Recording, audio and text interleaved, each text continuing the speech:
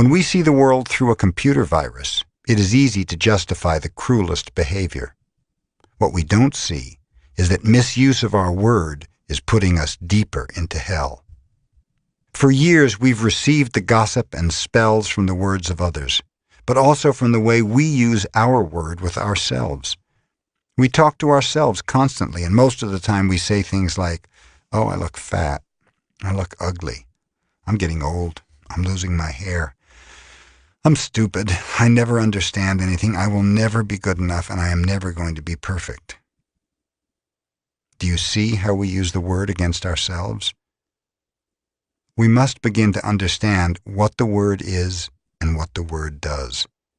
If you understand the first agreement, be impeccable with your word, you begin to see all the changes that can happen in your life. Changes first in the way you deal with yourself, and later in the way you deal with other people, especially those you love the most. Consider how many times you have gossiped about the person you love the most to gain the support of others for your point of view. How many times have you hooked other people's attention and spread poison about your loved one in order to make your opinion right? Your opinion is nothing but your point of view. It is not necessarily true. Your opinion comes from your beliefs, your own ego, and your own dream. We create all this poison and spread it to others just so we can feel right about our own point of view.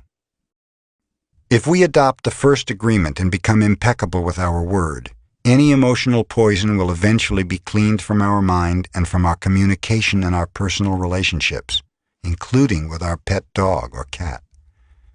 Impeccability of the word will also give you immunity from anyone putting a negative spell on you.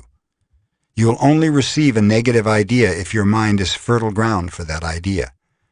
When you become impeccable with your word, your mind is no longer fertile ground for words that come from black magic. Instead, it is fertile for the words that come from love. You can measure the impeccability of your word by your level of self-love. How much you love yourself and how you feel about yourself are directly proportionate to the quality and integrity of your word. When you are impeccable with your word, you feel good, you feel happy, and at peace. You can transcend the dream of hell just by making the agreement to be impeccable with your word. Right now, I'm planting that seed in your mind. Whether or not the seed grows depends upon how fertile your mind is for the seeds of love. It's up to you to make the agreement to be impeccable with your word. Nurture this seed, and as it grows in your mind, it will generate more seeds of love to replace the seeds of fear. The first agreement will change the kind of seeds your mind is fertile for. The first agreement is one you should make if you want to be free, if you want to be happy, if you want to transcend the level of existence that is hell. To be impeccable with your word is very powerful. Use the word in the correct way. Use the word to share your love.